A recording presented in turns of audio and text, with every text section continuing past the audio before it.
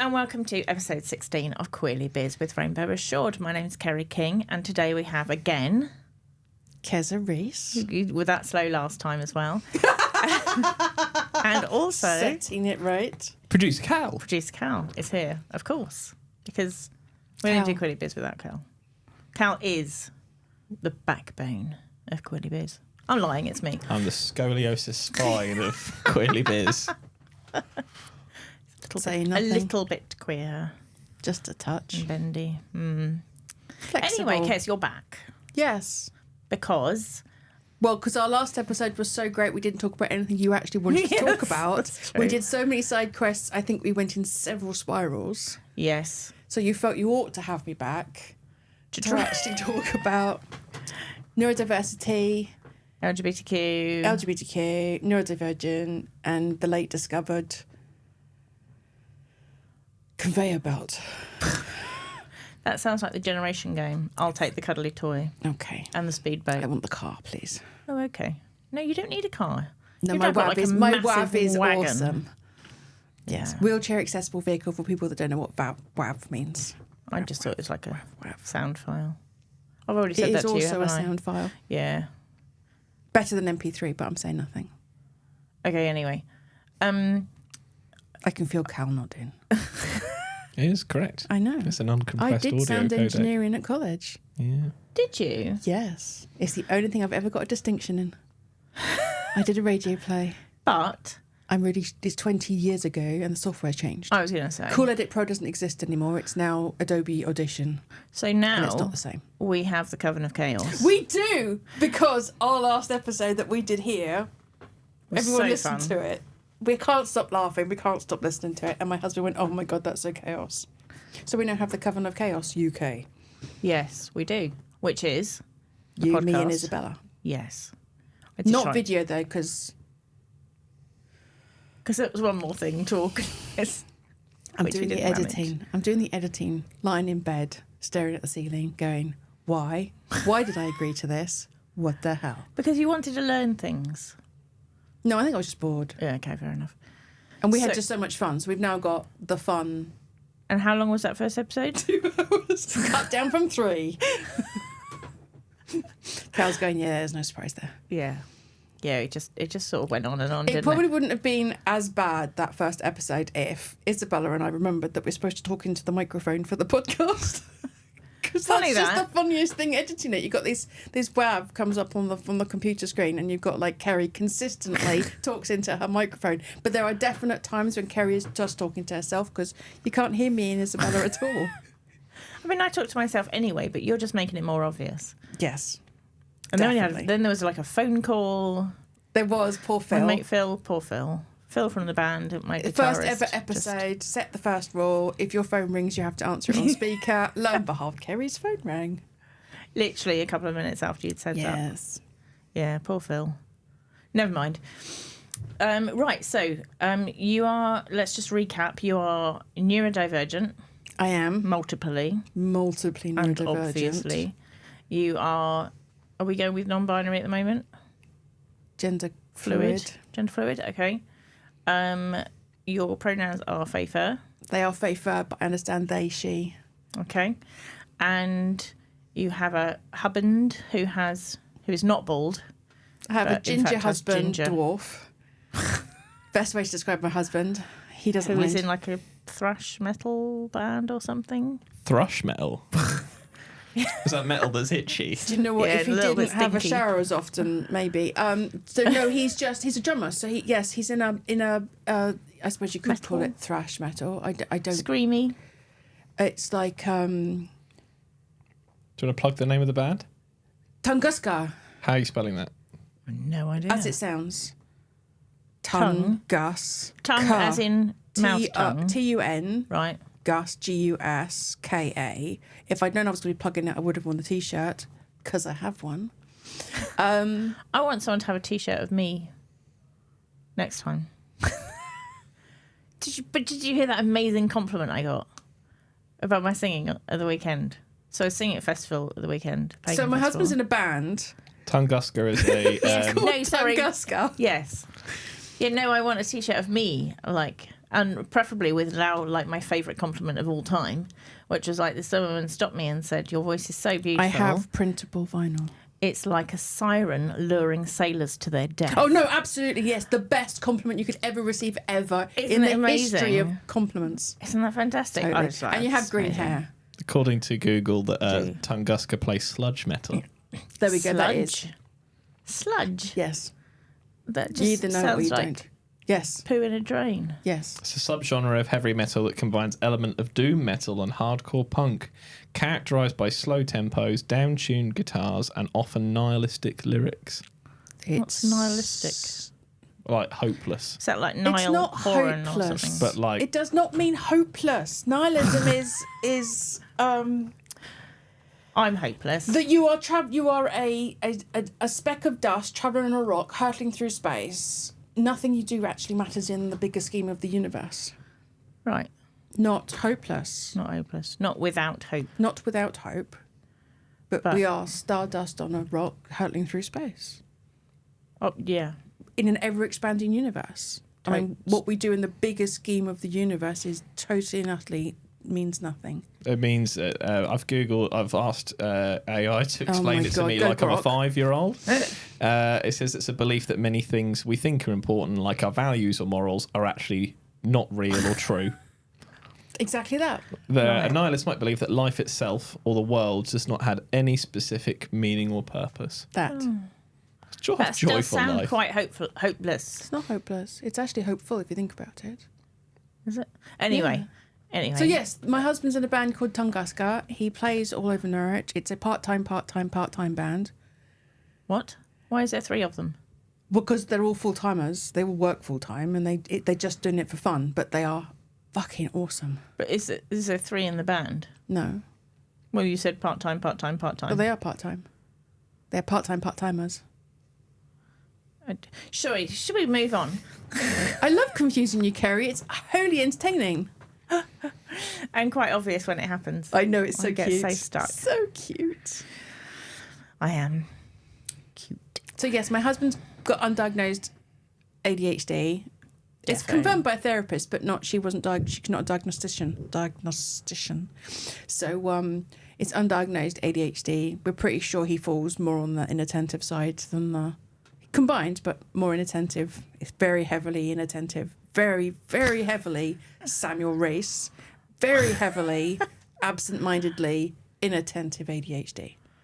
Good to know. Could you explain the different types of ADHD for people who aren't aware, and maybe talk to us about why you're qualified to do that, and maybe how that ties into your who practice? The fuck are you? Who the fuck am I? Oh my God. Okay, so I'm a parent of neurodivergent kids. I'm neurodivergent, multiply so. I've watched the history of neurodiversity and the neurodivergent movement since pretty much the 90s. Although I'm not qualified to diagnose formally, it is a well-known fact that people within the neurodivergent community have neurodiversity radars.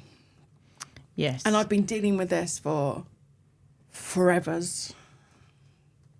Yes. So I have a wealth of expertise and knowledge. And although I'm not a qualified diagnostician, You should be. I can pretty much look at people and go, mm-hmm. Which you did with me in the first episode. And with me ADHD. when you first met me. ADHD. To be fair, ADHD, if you've got the combined type, it's probably one of the easiest things to spot if you yourself also have combined ADHD, because there are. And what is combined ADHD? So the 2 types of ADHD are hyperactive and inattentive. And if you've got combined type, you have both. So ADHD means attention deficit hyperactivity disorder. This is a pathologizing medical term. Really, it's just... I don't know what that means.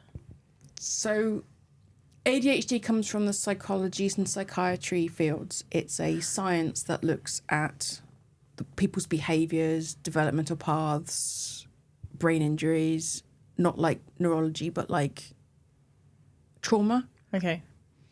And ADHD was something that appeared in the 70s, but at that point they only thought boys had it.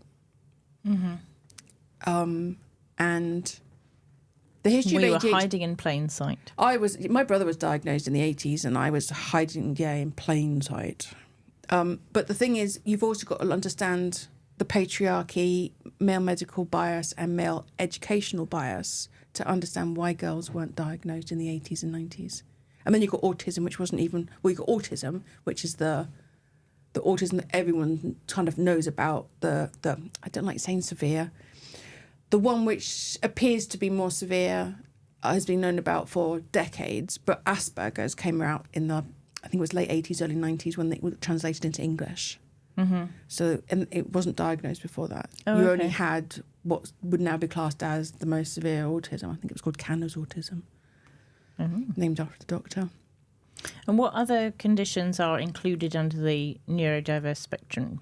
So neurodiversity means everybody. Yeah, Neurotypicals sorry, and yes. neurodivergence. That's okay. Get We the did that. terminology right. Sorry. Neurodivergent is anybody whose brain is different to the majority. Okay. I feel like I'm the majority now. That's because everyone you know is divergent. Yeah. It becomes like that. Yeah. I really feel like I don't know that many people who are typical, but maybe I just don't There's a spend lot of time estimates talking to floating them. around as to how many people are divergent. I Right. mean, it sits normally around the 25 to 30% of the population, but I reckon it's a Okay. lot more than that because it's not black and white, it is a spectrum. Yes. So what the other... So we had David So in you've got before. those that you're born with, ADHD, autism, dyspraxia, dyslexia, dyscalculia, dysgraphia. There's a load more. That's what comes to mind. Discotheque. Discotheque. Need a spinny ball. And then you've got those that are acquired, like brain injuries, Yes. trauma, PTSD, and complex post-traumatic stress disorder. I'm trying to think what cerebral... I didn't cerebral realise that palsy PTSD counts. came under neurodivergence. Say that again. I didn't realise that PTSD Yes, came under that. bipolar, dissociative identity disorder, and then this is where it really I pees thought people they off. were- Narcissistic personality disorder is also a divergence. Oh, is it? Yes, So comes out of trauma. Right. So, okay, in that case, that's confused me. and 'cause why I thought, else? Why else am I an expert? Because I go down the rabbit holes. I also have autism. Hyperfixation. Oh yes, I've been Hyperfocus. fascinated by the human mind since I was about 12, and I've pretty much read everything I could get my hands on that I could understand at that age, and continuously. Why I didn't go into psychology, I've got no idea. so EUPD, emotionally unstable personality Yes, disorder. also known as borderline Borderline. personality disorder, also known as hysteria. So are they... Yes, divergent. Right. So, okay, that has somewhat confused me because I thought they were classed as kind of mental health. It is also. Oh, But I then so didn't is realise. technically ADHD and autism. Oh, What about generalized anxiety disorder and depression? Are they considered Depression a is. is it? Yes. That must literally be like most people in the UK. Probably America at this point. Yeah, fair. Yes. So this is what I mean. When they say things like 25 to 30%, I think it depends on your definition of what neurodivergent is. They purposefully... I can't think the late... there was a lady that came up with the term, and she very, very, very specifically has said that it is a term for people who have got a brain that is alternative to the majority. Right. She didn't want it capped with just autism and ADHD. Okay. Right. I didn't. Yeah. She, they. Didn't know that. So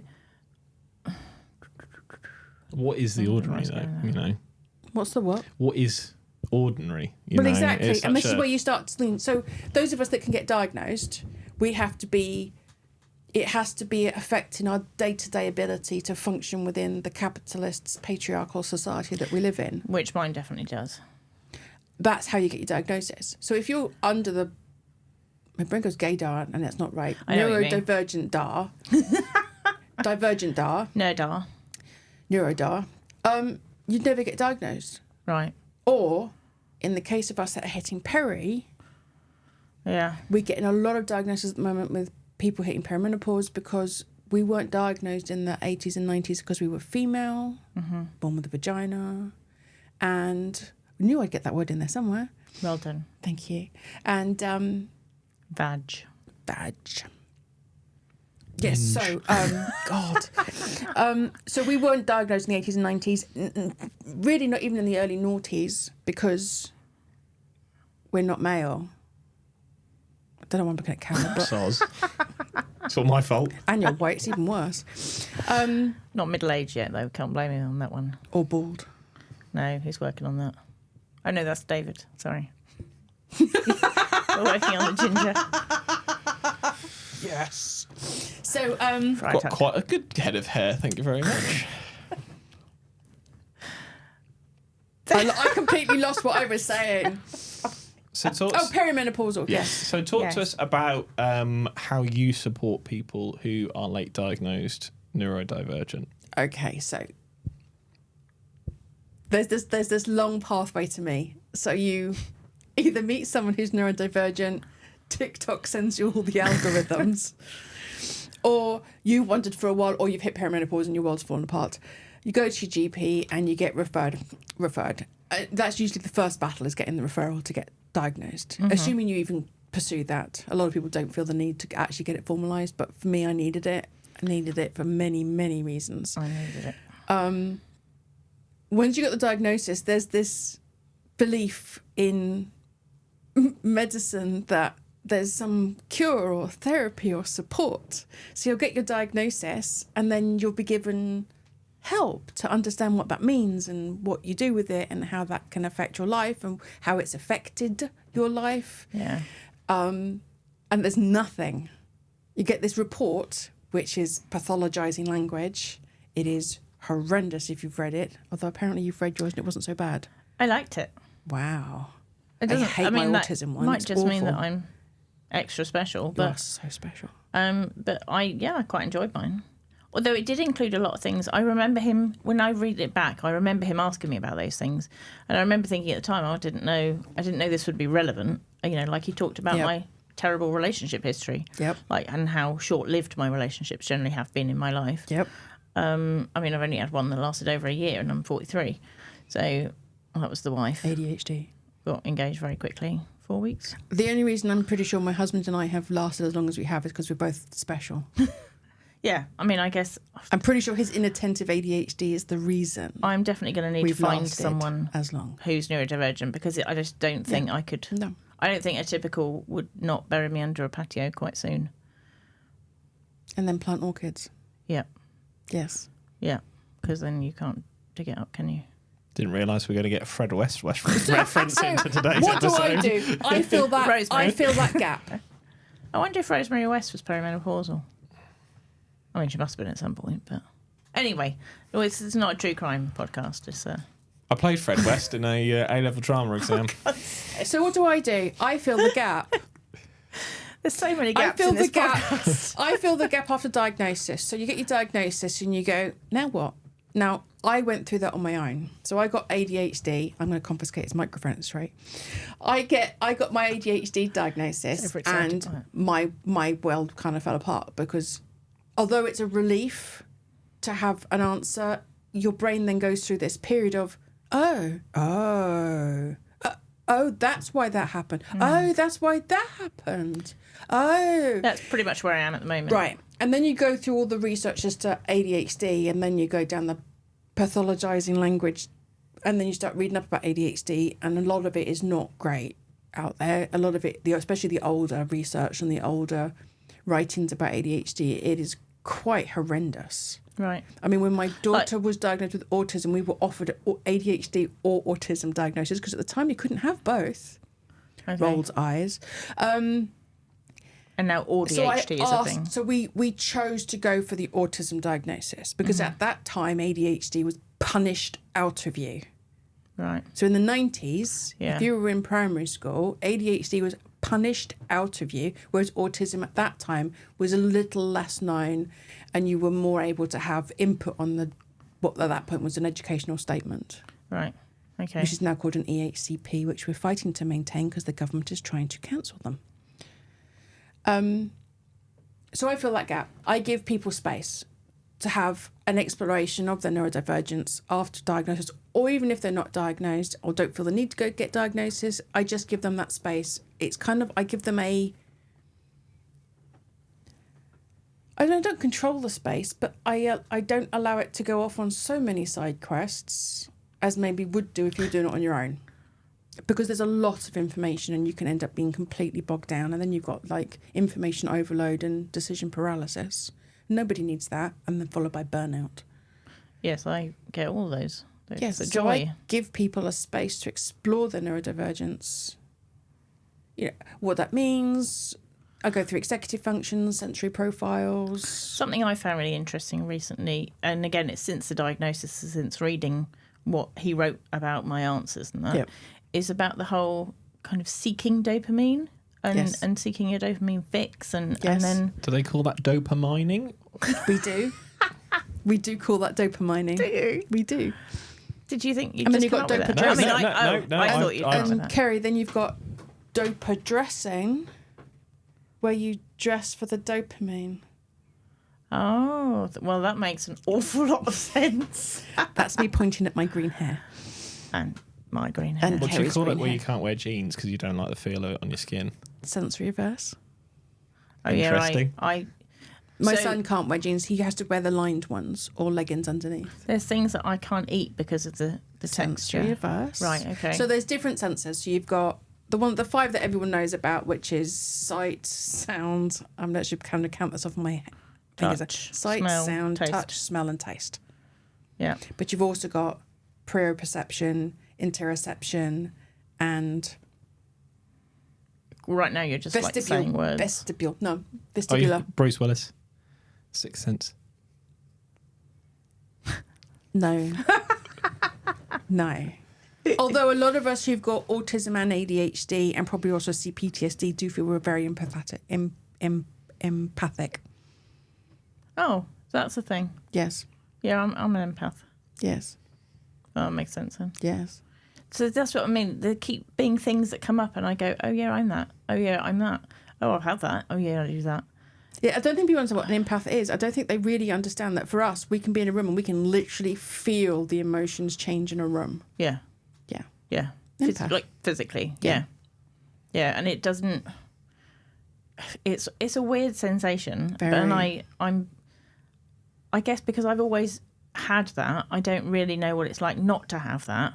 But I do understand that there are, I sort of watch other people and they're not reacting in the way that I am. So I'm going, oh, they haven't picked up on this at all. Yeah. Whereas, business networking, very entertaining when you're an empath. yeah. And then there's also the RSD that connects in Rejection, with that. sensitive dysphoria. It's literally my entire life. And then you've got your emotional degradation or lack of emotional degradation.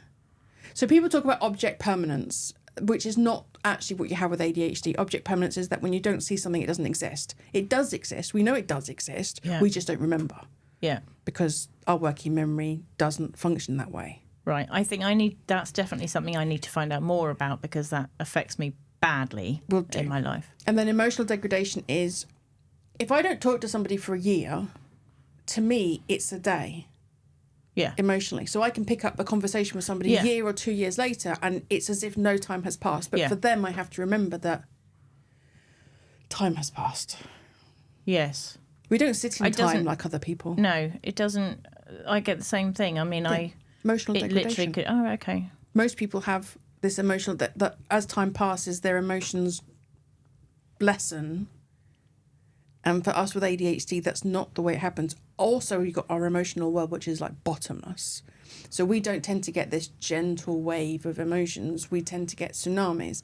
Now, there's lots of different ways people think about that as to why that is the case. I mean, it could be that we're not picking up our internal senses, which is... Silence on the podcast. Sorry, Brilliant. sorry. I knew I should have written it out. Thinking time. So, when you're no, not always. Not everybody knows when they're hungry. So neurotypicals know when they're hungry because they get this gradual build-up of them being hungry. Right. I don't get that.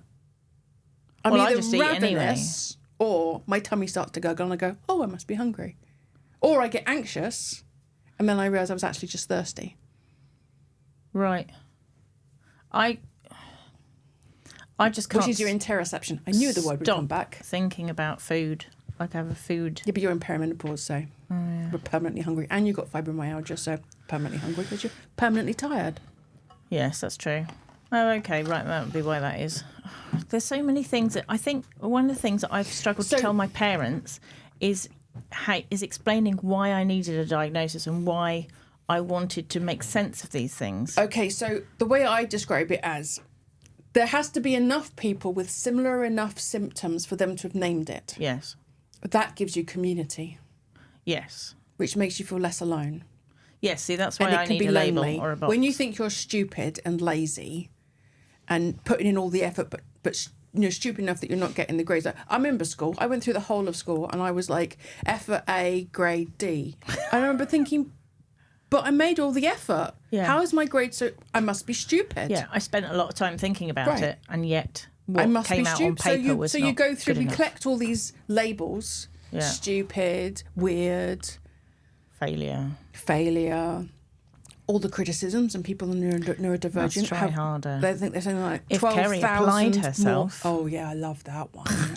That was literally every report. If Callum spent less time looking out the window and trying to make the class laugh, Oh, I'm he sorry. might Were do you better. distracted by the window, or were you just being inattentive and off in your own little dream world? Yeah. But now Hedgehog. I get paid to Squirrel. write scripts about imaginary worlds that don't exist. So take that, Mr. Ruff. Right? So we all have teachers that we can remember. Yeah. We all know our reports. Mr. We all Parker. know our parents going, if you just started earlier, if you just wrote it in a diary, if you just, those justs have been like, it feels like you're being pinched. When I was in Mr. Poll's class in Year 4, Robert Kent Middle School in Wyndham, I actually went and asked him for homework because that was before we were given homework, and I wanted to do homework and I Right. wanted to learn about more things. Yeah, because we were eager to learn. Yeah. Give I me mean, rabbit actual holes homework. prove us that. Not a chance. All the rabbit holes. I just can't No. do it. And if I ADHD. do, I leave it till the very last minute, Yep. rush it. But that's because then the adrenaline kicks in and it replaces the dopamine. I think I So- wish I was better at that. That's something I wish I could. Yes, but you never will because you've got ADHD and you've got to let it go. You've got to let it go. Because all you're doing is punishing yourself. I do, yeah. And I do. that's so you're wasting energy punishing yourself instead of just doing the thing. You will never just do the thing. Let it go. Right. As soon as you let it go, you're actually more likely to do it. I was watching a video last night on songwriting tips because I want to start writing my own songs. I just want to apologise for being very simplistic just now. It is slightly more complicated than that. My coach hat has just peaked right up. It is a lot more complicated than that. But the first step is accepting the fact that you have a disability. Yes. Stop comparing yourself to people without it. Yes. So I was going to say, because it all ties in, is that this songwriting documentary I was sort of watching last night with tips and things. I feel really strongly like I know I want to write my own music. I know I want to write lyrics, and I haven't started because I'm worried I'm going to be crap at it. But in the meantime, I haven't started. I know, and it's the constant need to be good at stuff. So you've had thousands upon thousands upon thousands more criticisms than the average person. Right. Yeah. You've been wearing a mask for 40 years. Yeah. I guess, yeah. So you've got imposter syndrome. In spades. You've got trauma because of the criticism. Yeah. And they've proven categorically that verbal criticism is pain. It triggers the pain center. Yes, in the brain. When people criticise me, It's I painful. feel physical Yes, pain. It's painful. Right. Do neurotypicals not feel that? No. Right. Okay. And if they were criticised in grade, I don't know, primary school, they wouldn't be sat here 30 years later feeling it as painful as it was when it first happened. Yeah. That's emotional degradation. Oh, you okay there? Yeah, babe? I'm good. I just think, having- do you need a Cal break? feels No, seen. I'm all good. I've just... Told you we should have put a camera up. Yeah. I think for me... I charge £65 an hour. I also buy a take house. access to work. Interesting.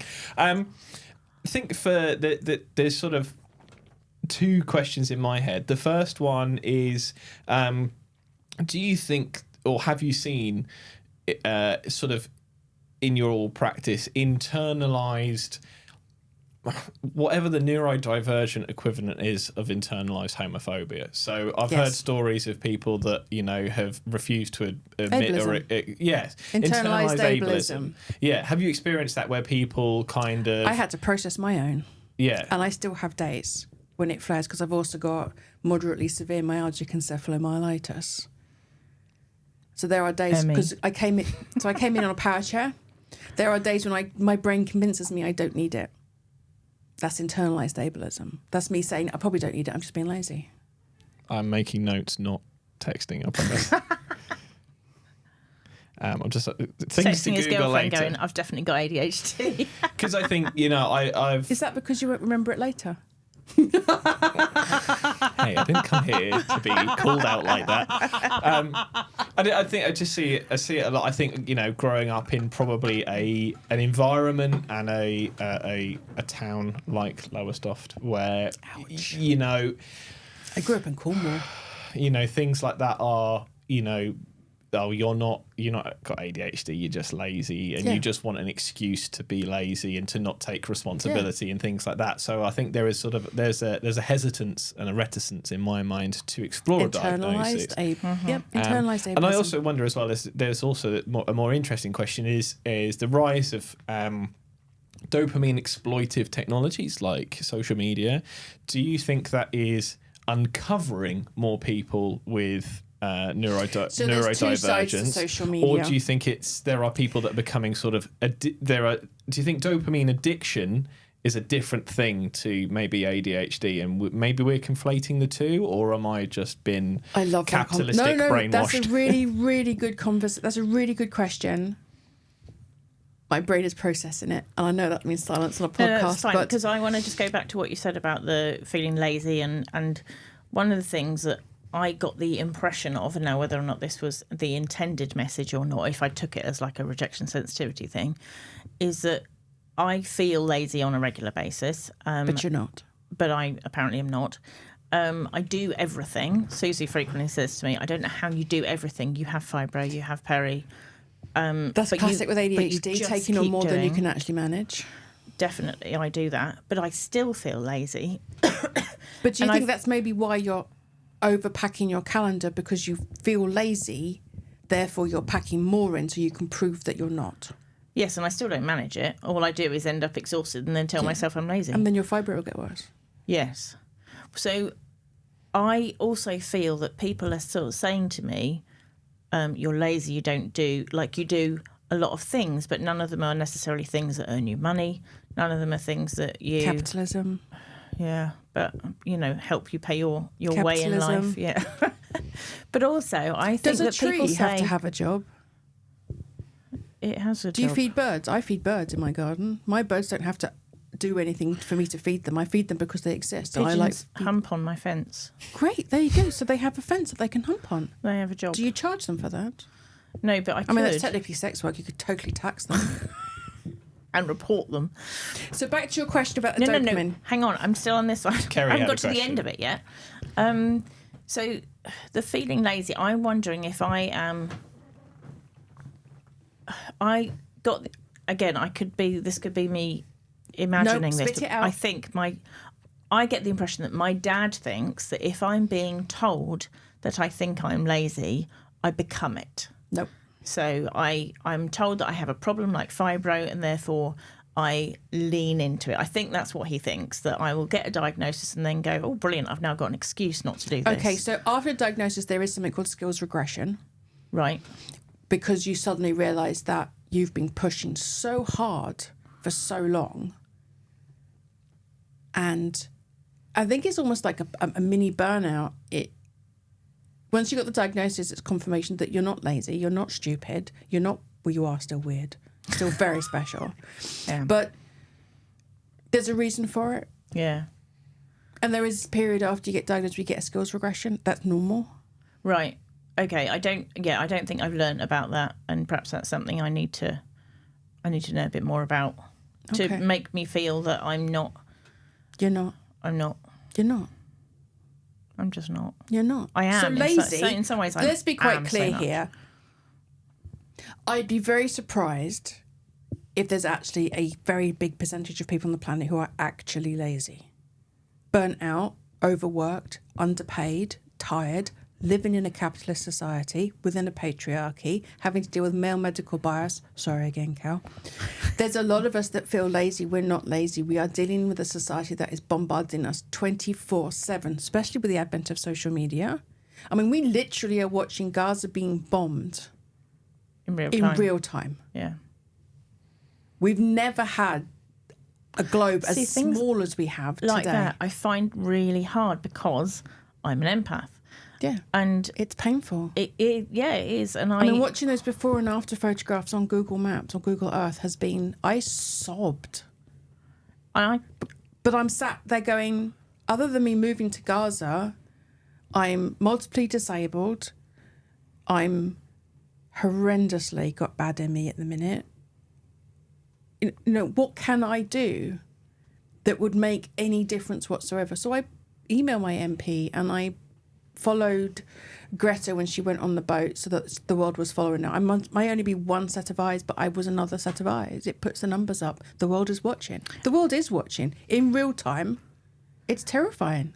And part of my problem is that I'm normally listening to the news in the car. Don't listen to the news. Turn it off. Listen to a podcast. There's some really good ones. I hear Quigley Biz and the Coven of Chaos is excellent. Fantastic. I will listen to those. What I was going to say is that I then feel bad about them while I'm driving, which is normally my kind of, I can concentrate but not concentrate. You need that time. But then by the time I then get there, I've forgotten because it's then not right in front of me. So everything that I have ideas about, I have some amazing work ideas for Rainbow Assured while I'm driving. And then whenever I get where I'm going, I've completely forgotten about them. And I don't do anything with them. What phone system do you run? Phone like that. What? Apple. Okay, so you've got voice memos.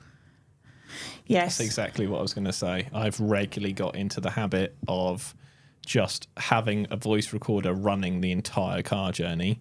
Really? And then just talking out loud. I talk constantly out loud. So the other thing you I've get with also got a really is... £20 pair of earbuds off Amazon just so that microphone's a little bit closer to me. Right, I need that. Yeah. And it also helps with phone calls as well. You're an external processor. External processing. So a lot of people can have these things go on in their head and they'll remember it and they'll process it in their head. But neurodivergents are external processors. We need to say it out to hear it. I think sometimes as well it's because my brain runs things at 100 miles an hour. I have to capture it out loud, otherwise it's gone. Yep. And I use my voice notes to either record like rehearsals and stuff so I can listen to it back and tell myself I was terrible. But you weren't. Apparently.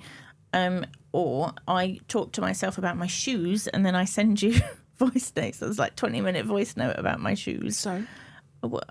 I also then so my Cal, why my don't she recorder send you this 20-minute voice note about her shoes? What do you do with it?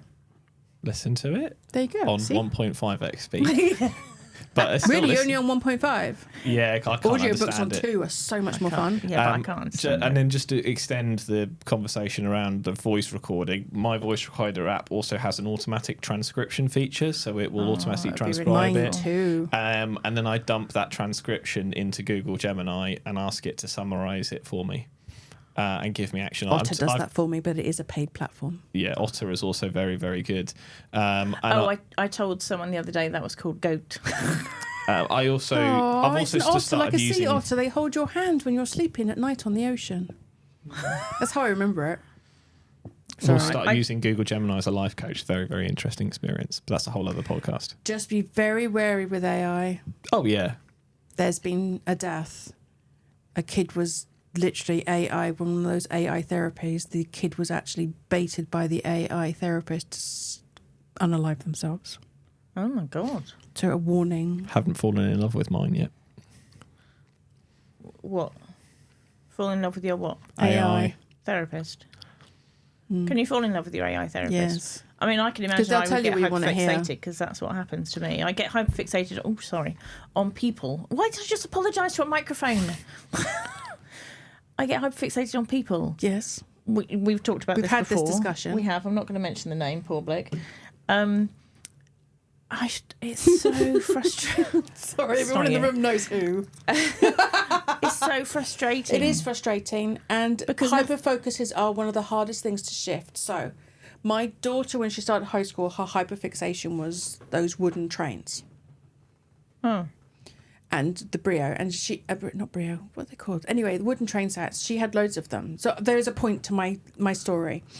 She absolutely loved the wooden trains. She had favourite trains. She used to carry Diesel with her everywhere, Diesel and Lady, and she absolutely loved the trains. I thought you meant she literally had like a can of Diesel going. No, Diesel's the name of one of the train engines, and Lady is one of the, I can't think if she's a train engine or a carriage. Anyway, she absolutely loved. Everything was about it. We even used to have Thomas Tank Engine tags on her zip so she could open and close them because she's also dyspraxic.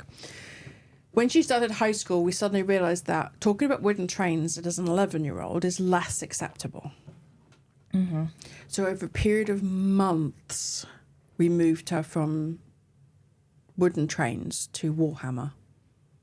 Oh, okay. It's not like ever going to be the most... I mean, now maybe more so because Warhammer, but... We moved her over a period of months onto Warhammer. So when she was at school and had a fixation, it was Warhammer. It is possible to move a hyperfixation, but it is a lot of work.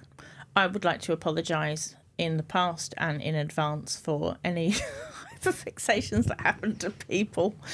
I'm not. No, we know. I know. I know it's a hyperfixation. I know you cannot explain to people what a hyperfixation is like. It's not an obsession. It is so much more than that. Yeah.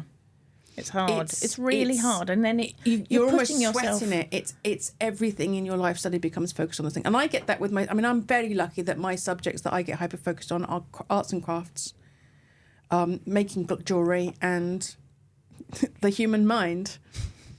That must be useful for you. Very useful.